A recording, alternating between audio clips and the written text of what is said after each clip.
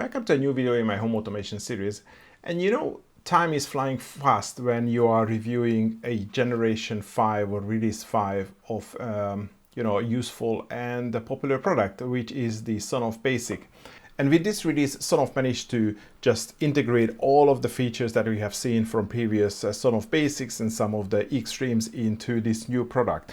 So it has all the usual things like the inching mode and also all the timers and the schedules and the loop timers, which I think it's obligatory for this type of devices. And it also inherited the magic switch mode from release 4, which allows you to hook this up without a live wire and without needing any capacitor. So that is that special switching function that we have seen in my Generation 4 or Release 4 video of the Sonoff Basic. And because now all the products are moving on to Matter support, this got Matter support as well. So you can still use it with the EV-Link application and then pair it with a Matter-enabled system like Google, Alexa, or Apple HomeKit.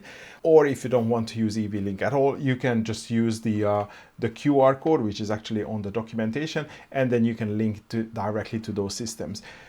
If you want to use this for some special scenarios, I would recommend that you do it in the EV-Link first and then pair it to the Matter system, because then you can still use the EV-Link to configure some of the special functions, for example, the inching, which you would not be able to do in Matter. But again, that's only if that is a functionality which is important for you.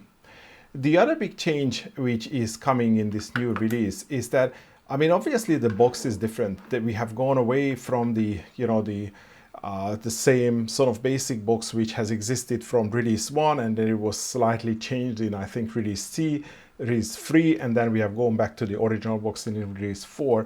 But now we have a completely new box which offers different wiring.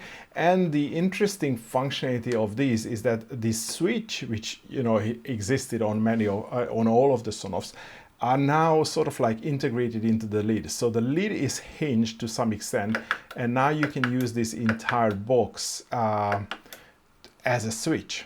So ideally the way it is designed is that, let's say you have a lamp that just with a normal power cord. Now you can slice that power cord and then put this Sonoff Basic Gen 5 in the middle, and then you can just use this as a switch. So you can make it smart. Also you can add this basically switching functionality, and it is all contained in this it's rather nice box. It has some mounting screws as well for different applications, but otherwise it's just a simple white box with some sometimes you can see the Sonoff logo and the logo of switch on the top, but otherwise it's sort of like an unassuming white box. But other than that, the functionality hasn't really changed. So you can see it here in the app. The user interface has changed, so we get a different graphics, we have a different way of how switching that. Some of the schedules, timers are got grouped into like a single schedule option, and also the pulse or the inching function is moved to the front screen. But other than that, the the settings, which I'm going to look at a little bit later, are exactly the same. So what I would like to address now is how this box has changed, because they made some changes in order to, I would assume, address some of the issues with the previous models. I think they solved some of them, but I'm not entirely happy with all the changes. So let me just unplug this so we can look at this a little bit closer and make sure that it's not energized. So as I said, it's a very simple white box. Oh, you have the Matter QR code on the back. And it's a 10 amp relay, just like the previous Sonoff Basics. So what we have made here is this lid that you can push also, well, as a part of the switch, but also part of the lid. And you have the this special tool which is also provided in order to lift this. And normally you would try to pry this up, but then in this case you are pried the other way around, and that releases the clips, and you can remove the top half, and then you have access to the two screw terminals. And I would say that the internals look a lot simpler than the previous one. I guess this riser board is the basically the Wi-Fi logic, and then the rest of the board is just like maybe some power supply and the mains. The functionality hasn't really changed from the previous basics. So on one side you have live in and neutral in, and on the other side you have live out and the neutral out. So it switches the live out from input to the output, and that's how you operate the lamp. And by the way, you have some stencils here like live in, live out, and there is this the same thing on the other side.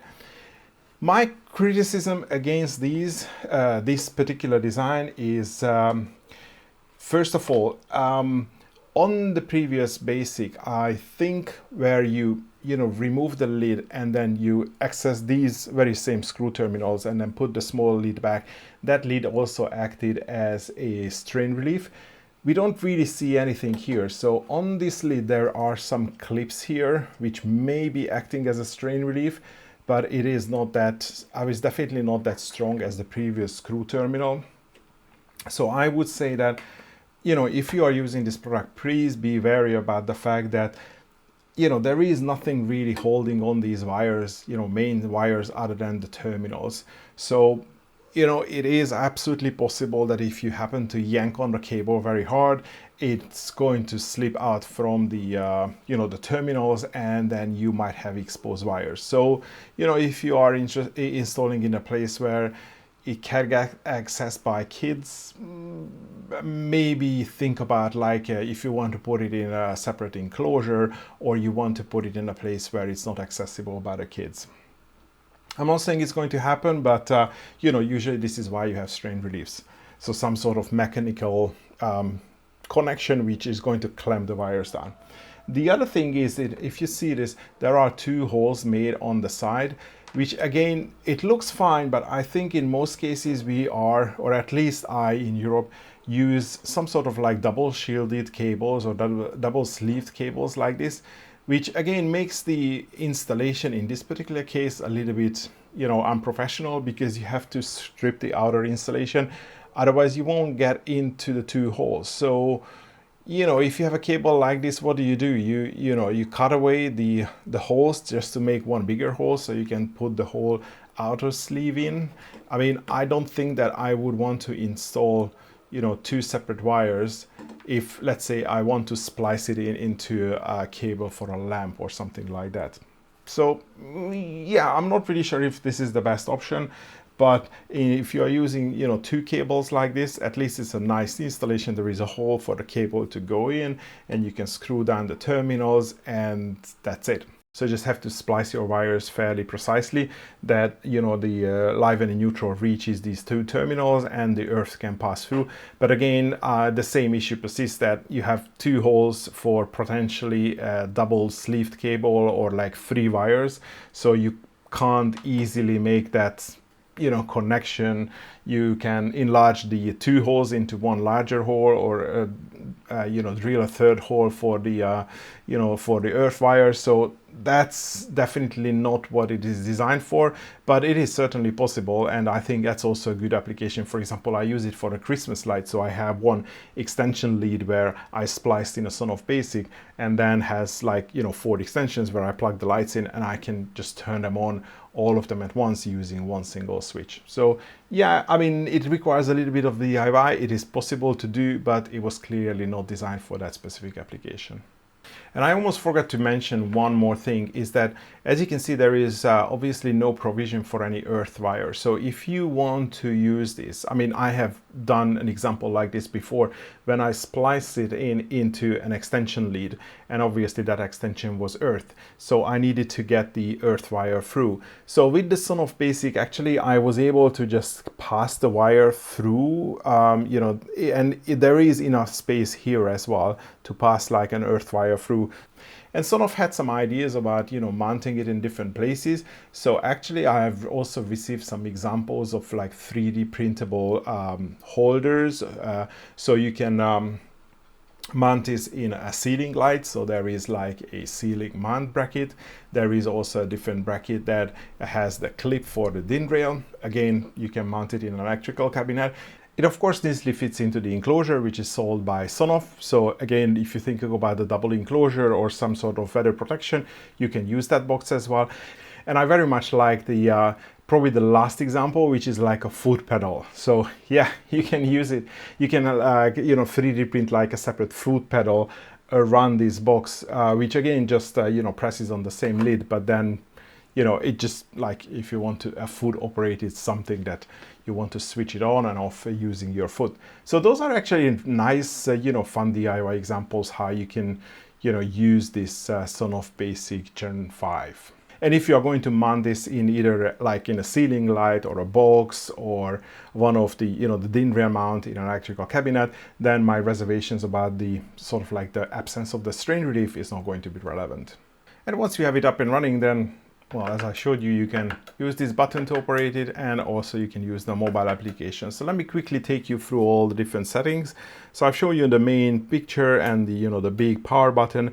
And previously we had like 3 buttons for schedules, timers, and loop. So now they are all bundled under schedule. And when you click on the plus sign, you can create either a schedule, or you can create a timer, or you can create that loop timer, which we have seen so many different times. It's been available for all the different products. And now there is an easy access into the inching or the pulse settings. You don't have to go into the, the separate settings just for this, because I think this is probably something which is quite, it's used quite a lot. And we have the inching and the auto off and the auto on functionality. And also there is like a small screen here, which gives you some ideas how you would use the inching. I don't think that it was available before. So that's all the basic operations. It's a switch. It doesn't really do anything else. It has a button. It switches on, or the button toggles the output, but that's it. And in the settings, I'm just going to quickly go through this because we are not really going to see here anything which is new. User manual. You can change the display type, and then the sharing options and the grouping options. We have push notification, online alerts. We can review the logs as well, and that's the magic switch mode. Oops, no, I don't want to switch it on. So that's the magic switch mode where it allows you to configure this device as a live wire version. Here on this image, they are using the basic R4 because it was introduced for basic R4. But the the working is different. If you want more information on this, you will find that in my basic R4 review. There is power on state, and and then it also has a delay option. So again, all the functions are here, and it shows you what Matter platforms it's supported or used at the moment. I haven't linked into Matter, so there's nothing there. There are separate Wi-Fi settings, and then we have the pairing mode enabled at the bottom of the screen. So this is what I said about the the pairing mode. So if I enable this now, and if I go to my Google Home and then devices and add new device and Matter enable device, and then set up with a code, which I just copied, then it should be able to add this device to my Google account. So I'm going to cut it here because it's going to take a couple of minutes. Okay, it was more like 1 minute, but I think it should be at the bottom where I put it into the entire house. Yeah, that's here we are. So I just named it Sonoff Basic Gen 4. I turn it on, it comes on, turn it off, it comes off. And of course, there is no functionality here. In the settings, I can change the device type if I want a different icon to appear, or I can put it into a light type. Then it gets bundled with all the lights in the same room. But that's it. A simple Matter switch functionality, but it works great.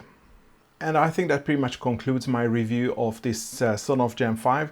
It was released, or it is released, on the 22nd of September, which is actually today when I'm recording this video. I'm not really sure what time the video is actually going to get released. And to be honest, the main takeaway for me is that now we have a version of the Sonoff Basic which has all the functions that we would ever want, or all the functions that we would ever find in any of the basics or extreme line of switches or smart switches. So you don't really have to think about, oh, do I need to buy the basic release 4 for this operation because I want a magic switch mode, or do I want one of the extremes because I need a Matter support, because now this one has everything. So you can just buy this, no more thinking is required. You get the functions, it works just like any other basic or mini, and you can just pick and choose what functions you want, and for the rest of it, so it's just a good smart switch. So if you are interested in this product, I'm going to leave purchasing links in the video description below. But that's all for today. Thanks for watching, and hopefully see you in the next one.